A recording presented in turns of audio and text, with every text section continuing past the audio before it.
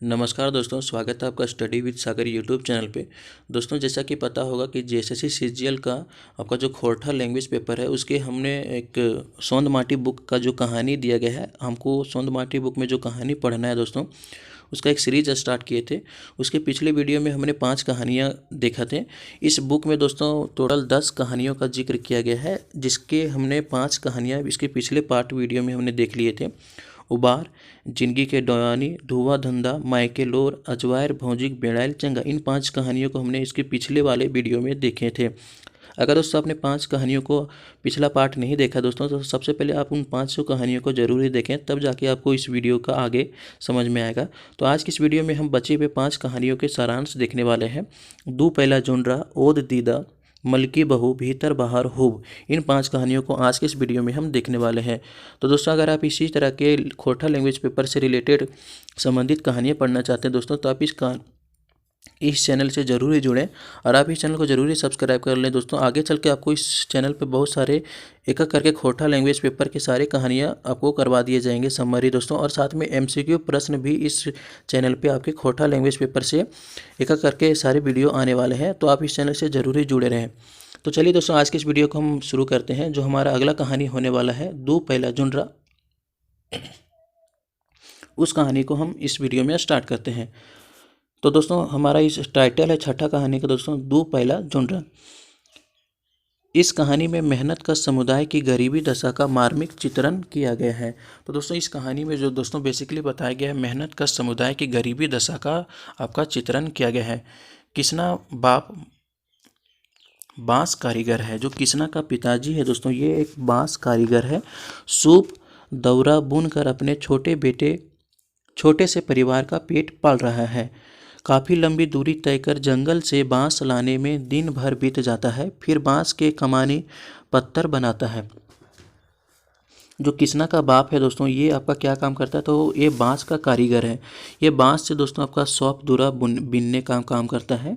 वह अपने छोटे से परिवार को इसी काम से अपने पाल पोस रहा है। काफ़ी लंबी दूरी तय करके वह जंगल जाता है और बांस ला के दिन भर काम करने के बाद उसको सौंफ दूरा आगे बनाता है और फिर इसको बेचता है। फिर बांस के कमानी पत्थर बनाना, सौंफ दूरा बुनने में पत्नी को मदद करना, यानी दिन रात कठिन मेहनत करनी पड़ती है। फिर भी उसके परिवार को 2 सांझ के लिए ठीक से भोजन नसीब नहीं होता है। इतना सारा मेहनत करने के बावजूद भी ठीक से उसके परिवार को 2 वक्त की खाना भी नसीब नहीं हो पाता है। दूधमुहा किसना, जो अभी बच्चा है किसना, दूध पीने लायक वाला किसना जो है, यह फिर कई दिनों से बुखार से पीड़ित है, पर पैसे के अभाव में सही इलाज नहीं करा पा रहा है। जो किसना के पिताजी हैं, वह किसना का सही से इलाज भी नहीं करा पा रहे हैं, जब किसना का तबीयत खराब हो जाता है, इतनी गरीबी है।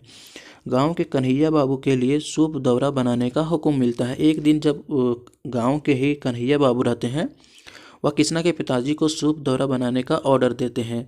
कन्हैया बाबू का रुतबा है, ठाठ है, उनका हुक्म टालना मुश्किल है। जब कन्हैया बाबू ने सूप दौरा बनाने का काम किसना के पिताजी को दिया गया, तो वह उनके हुक्म को टाल नहीं सका कि वो अभी मेरे बेटे का तबीयत खराब है तो अभी नहीं कर पाएंगे, ये टाल नहीं सका। किसना के बीमारी की हालत में भी किसना के माँ बाप को सूप दौरा बनाकर सुबह तक तैयार करना पड़ता है। जब किसना का तबीयत भी खराब रहता है, फिर भी उसके पिताजी और उसके माँ को सूप दौरा बनाकर सुबह तक तैयार करके कन्हैया बाबू को सौंपना रहता है। कीमत 6 रुपये मिलती है। वह रात भर काम करते हैं, सौंफ दूरा बनाने का काम करते हैं, और उसके बदले में उसको कन्हैया बाबू के द्वारा कितने रुपये दिए जाते हैं, तो 6 रुपये की मजदूरी मिलती है उनको। उससे राशन पानी करे कि किसना का इलाज करवाए। जो 6 रुपये मिलते हैं उससे अब उनके किसना के मम्मी पापा सोचने लगते हैं कि इससे किसना का इलाज करवाएं कि अपना राशन पानी करें। अंततः दुर्दिन में काम आने के लिए घर में जोग कर रखे 2 पहला मकई के दानों को बेचना पड़ता है। अंततः जो दुर्दिन है दोस्तों, जो खराब परिस्थिति में संजो कर रखे गए कि कोई ख़राब समय आएगा, उस समय कोई अनाज काम देगा, इसलिए यह सोच के 2 पहला जोनरा को उसकी माँ ने, किसना की माँ ने अलग करके रखा था कि ख़राब समय में इसको बेच के अपना उस समय को बिताएंगे। तो अंततः उसी 2 पहला जोनरा को बेचने का काम किया जाता है उनकी किसना के माँ बाप के द्वारा, ताकि वह इसका इलाज करवा सके। अंततः उस पैसे से किसना का इलाज करवाते हैं और जो 2 पेला जोंड्रा को बेचने के बाद जो पैसे मिलते हैं उससे किसना का इलाज करवाते हैं।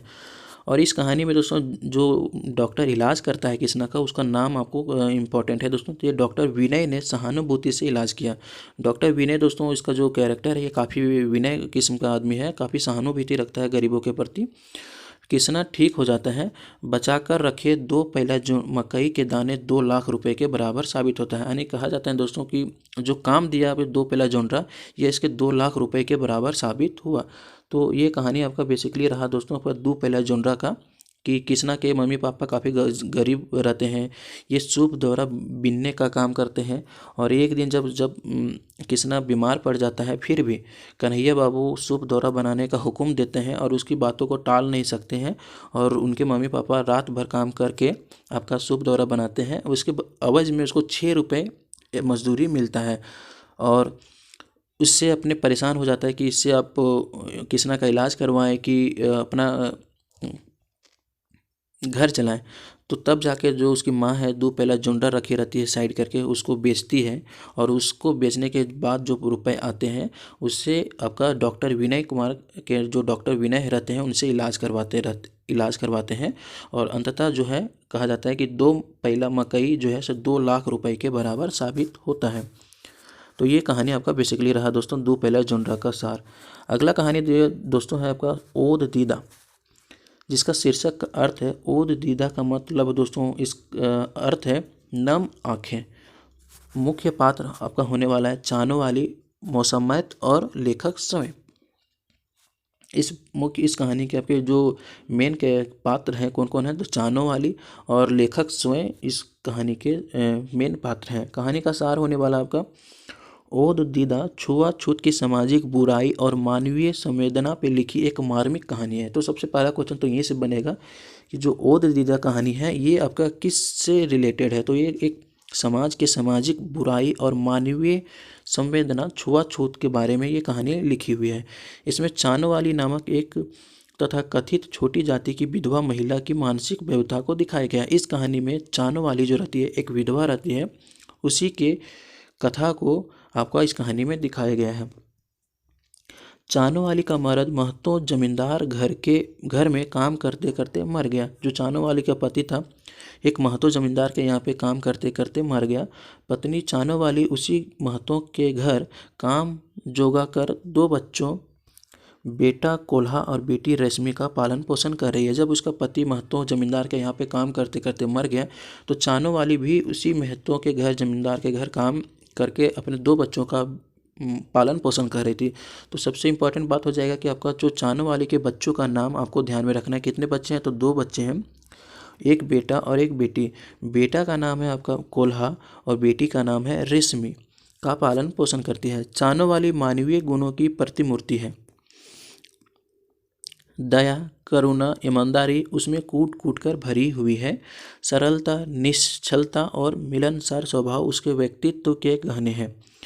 चानो वाली गांव में मैका होने के चलते इस गांव के बच्चे दुलार से उसे चानो वाली कहते हैं। यानी कि उसका जो नाम पड़ा चानो वाली उसकी लेडीज़ का, तो चानो वाली जो है इसलिए पड़ा क्योंकि चानो गांव की रहने वाली थी। जो उसका जो मायका होने वाला था ये चानो गांव में पड़ता था, इसलिए उसको गांव के बच्चे दुलार से चानो वाली कह के पुकारते थे। चानो वाली अपने काम, व्यवहार और ईमानदारी के चलते महतो घर में वह घर का अभिन्न अंग बन गई थी। उसके बगैर मानो घर का कोई काम पूरा नहीं होता था। शादी हो, ब्याह हो, पूजा पाठ हो, पर्व त्यौहार हो, सब में उसकी उपयोगिता और बढ़ जाती थी। महतो घर की सवासिनों को ससुराल छोड़ने लाने में उसकी तत्परता सबको अच्छी लगती थी। घर के बच्चों उसे चानो वाली मामा कह के संबोधित करती थी। जो महतो घर के जहाँ पे काम करती थी उसके बच्चे जो थे उन घर में जो बच्चे रहते थे उनको चानो वाली मामा कह के पुकारते थे।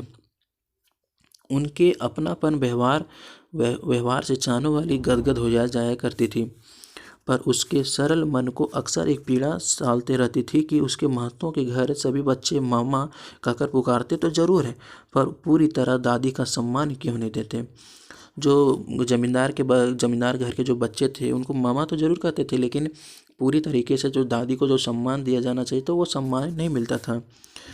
तब उसे बहुत दुख होता था जब ससुराल से आई महतो घर की सवासिनें यानी कि विवाहित बेटियां मायके आज से आती, चाहे उस घर के बाहर पढ़ाई करने वाले लड़के आते तो सभी बड़े बुजुर्गों के पैर छूकर प्रणाम करते थे, पर वह वहीं खड़ी रहती थी, चानवाली के पैर नहीं छूते थे। जब जो जमींदार के घर के बच्चे थे जब बाहर से पढ़ के घर आते थे, या सवासिनें यानी कि विवाहित बेटियां जब घर आती थी तो अपने सड़े सभी बड़े बुजुर्गों के पैर छूती थी, लेकिन जब चानों वाली वहीं खड़ी रहती थी उसके पैर कोई नहीं पड़ते थे, उसके पैर को कोई नहीं छूते थे और ना ही हाथ जोड़कर भी प्रणाम करते थे। इसी बात को वह लेके काफ़ी परेशान रहती थी, दुख रहती थी कि सभी तो अपनापन समझते हैं, सभी बच्चे मुझे दादी कहकर तो ज़रूर पुकारते हैं, पर कोई दादी जैसा सम्मान, जो जितनी सम्मान मिलनी चाहिए वो कोई सम्मान नहीं देता है। लेखक भी उसी घर का लड़का है, जो लेखक है इस कहानी के उसी घर का लड़का है, उसी जमींदार के घर का लड़का है। वह एक बार चानों वाली ममा की इस मनोव्यथा को महसूस करता है। वह भी जब बाहर से आता है, पढ़ाई करके घर आता है, तो वह सभी को का पैर छूता है, सभी को प्रणाम करता है, लेकिन चानों वाली वहीं खड़ी रहती है, उसको वह पैर नहीं छूता है। तो इस व्यथा को वह महसूस करता है।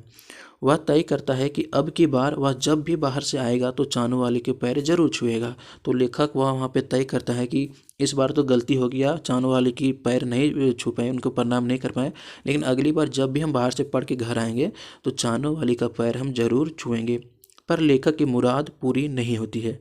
कुछ दिन बीमार होकर चानों वाली असमय चल बसती है, लेकिन लेखक का जो ये मुराद था, इच्छा था, वह पूरी नहीं हो पाता। क्योंकि क्या है, तो कुछ दिनों के बाद ही चानू वाली का जो तबीयत खराब हो जाता है और वह बीमार से वह मृत्यु हो जाती है, उनकी मृत्यु हो जाती है।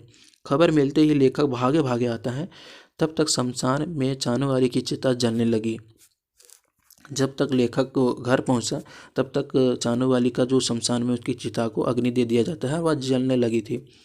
लेखक भारी मन से चिता में लकड़ी डालता है और चानू वाली मामा के हाथ जोड़कर का माफ़ी मांगता है। गांव लौटने पर चानू वाली की एक और महानता का पता चलता है। जब वह चिता को लकड़ी देके जब वापस गांव घर की तरफ आ रहा था लेखक, तो चानू वाली के बारे में, महानता के बारे में एक और बात पता चलता है। तो वह बात क्या है कि निर्मल महतो की माँ छाती पीटकर रोते हुए बोल रही थी। गांव में ही जब चानू वाली मामा की मृत्यु हो जाती है तो गांव में ही निर्मल महतो की माँ रहती है, वह छाती पीटकर रोते हुए बोल रही थी कि निर्मल, तुम्हारी माँ दूसरी माँ चल गई रे, उसी ने अपना दूध पिलाकर तुम्हें पोसा था।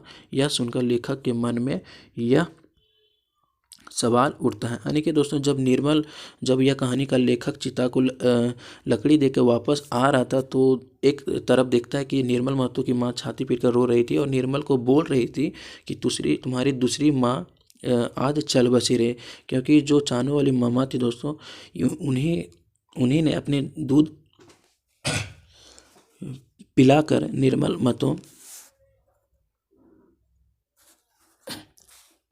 निर्मल का पालन पोषण किया था।